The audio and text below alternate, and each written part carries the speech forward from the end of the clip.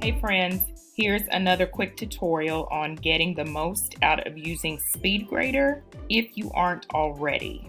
So I'm in the grade book.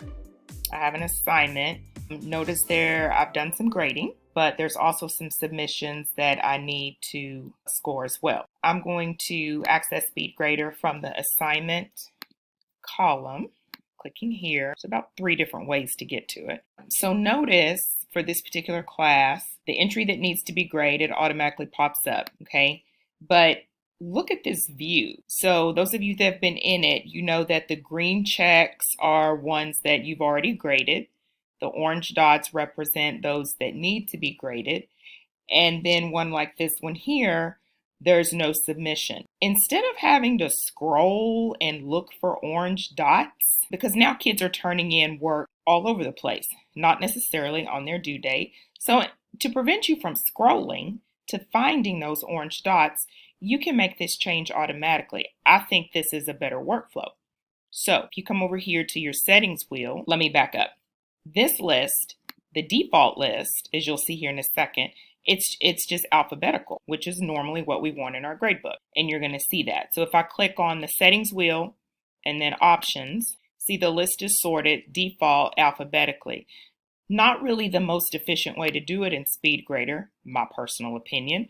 I think you should sort it by submission status. So put the ones that need grading up front, the ones that aren't submitted next, and then all those green checks that you don't need to see, they're going to be last. So make that change. And then here also in options, you have the option to hide student names in SpeedGrader. I don't know, maybe you need to grade not so objectively, or grade objectively rather.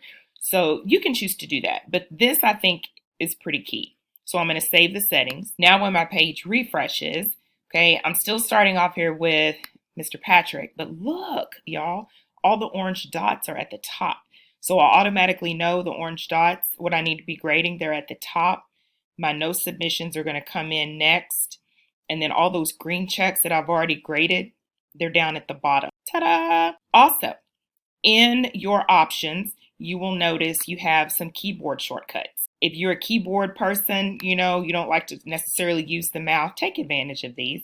To enter a grade, you can tap G and it automatically puts your cursor in the grade column. To enter a comment, you can tap C. And there's some others there too, a few more that kind of helps you toggle back and forth from student to student. Okay, one last thing, this little eyeball view here, if you turn this on, you can also choose, this is one other place where you can hide the grades before you begin grading. You can choose to hide grades. That way, students won't see what grade they've received until you are ready to post them all.